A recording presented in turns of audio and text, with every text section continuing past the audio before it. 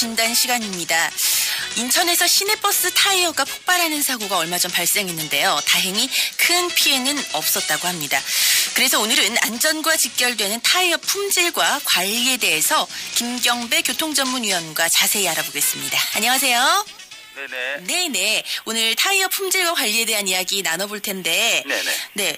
이 원인을 어디로 보세요? 도로 유실물 때문이다? 온도 상승이다? 어떤 네. 의견 갖고 계신가요? 네, 좀 애매합니다만 일단 도로 유실물에 훼손이 됐는데 운전기사가 이를 모르고 운행을 하다가 높아지고 있는 노면 온도가 가세되면서 터졌다는 일련의 주장은 좀 다르지 않나 생각이 됩니다.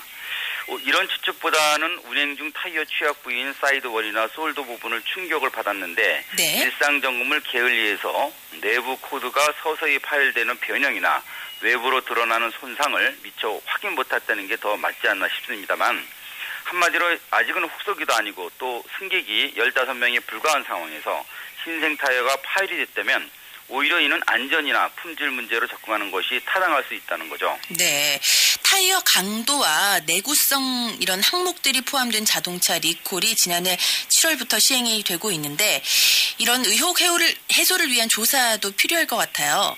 그렇습니다. 도로교통공단에 따르면 고속도로에서 더 치명적인 타이어 파열 사고 사망 비율이 일반 교통사고 대비 8배 정도 높으니까요. 이런 특수성 때문에 2012년 타이어 불량 사고는 140건이 발생돼 24명이 죽고 295명이 다쳤습니다.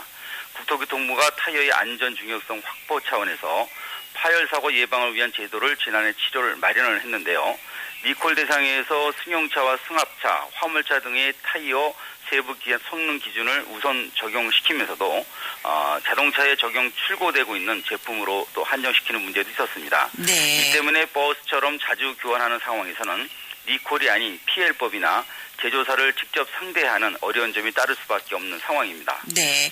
타이어 제작 기준을 국제 기준 수준으로 좀 강화하고 리콜 제도를 기반으로 결함 타이어를 찾아내겠다라는 건데 쉽지는 않겠어요.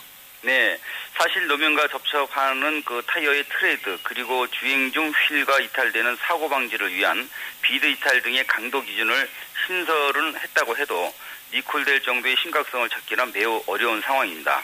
차 무게에 더해서 탑승객과 화물 중량이 항시 가해지고 있는 타이어의 특성만으로도 사고 원인이 훼손되는 상황이 무지기수에 달하고 있습니다. 네. 또 그 내부 쪽으로 진행되는 문제나 상태의 확인은 물론 게다가 고속으로 달리던 차를 무리 없이 그 자리에서 문제가 됐다고 설계할 수 없기 때문에 네. 갈갈이 찢겨진 흔적으로는 결함 요인을 추적할 수 없는 상황이 된다는 거죠. 네, 변수가 워낙 많네요. 네, 그렇습니다. 장시간 주행 피로도 또 고속 주행에서 발생되는 고온과 변형이라는 기준이 포함이 더 된다고 하더라도 사고 원인을 정확하게 추적하는 게 워낙 변수가 많다 보니까 어렵겠는데요. 그렇습니다. 트레이드 마모 지식이 표기와 구조 관련 기준을 추가를 해도 안전 부품인 타이어 품질 관리 제도는 제조 기술과 사용 원료 그리고 사용자의 철저한 관리가 매우 중요합니다. 물론 리콜 제도 이전만 해도 미국과 중국 등의 국가들이 타이어 대량 리콜을 시행하고 있는데 반해 우리는 결함 조사조차도 할 수 없었던 문제가 있었습니다. 네. 하지만 타이어 파열 사고에서 결함을 찾아서 해결한다는 당시 국토교통부의 석유관 얘기는 홍보성 발언으로 봐야 한다는 생각도 듭니다. 지난 10개월 동안 많은 의혹적 사고가 있었지만은 리콜로 이어질 명확한 근거를 찾지 못한 것으로 알려지고 있기 때문입니다. 네, 이 서두에서 위원님께서 타이어의 그 사고 원인을 내부로부터 서서히 시작된 것을 발견하지 못해서다. 네네. 그렇게 파열로 이어졌다라는 말씀을 하셨잖아요. 네네. 이게 원인이라면 조사 대상을 정하기도 정말 어려울 것 같아요. 맞습니다. 타이어가 중요 부품이기 때문에 품질이나 사용관리 등의 문제로 인한 사고 피해 사례는 많을 수밖에 없죠. 그런데 아우디 A4에 장착된 출고 타이어 피넬리 타이어를 지우개 타이어라고 하는 정도로 칭하는 평판과 불만 상황이 좀 많이 있습니다.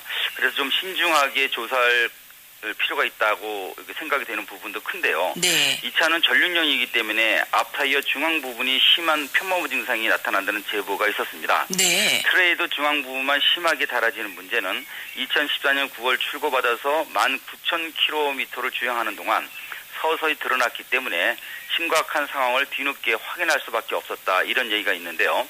그동안 후륜인 기아차와 한국 GM차에서 나타난 후륜 타이어 편머머 증상보다 오히려 더 심한 것이 아닌가 이렇게 확인되고 있습니다. 네, 제조사에서 적절한 대응을 하지 못한다면 국토부가 나서줘야 하지 않을까 싶기도 합니다.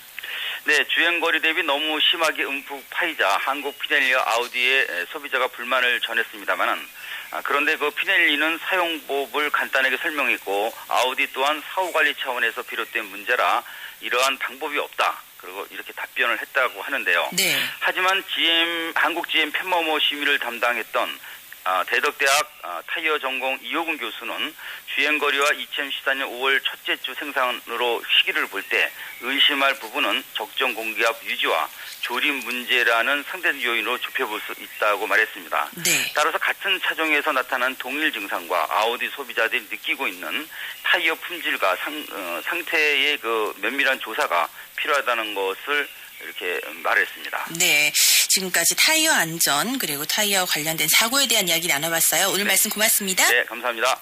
교통 이슈 진단 김경배 교통전문위원과 함께했습니다.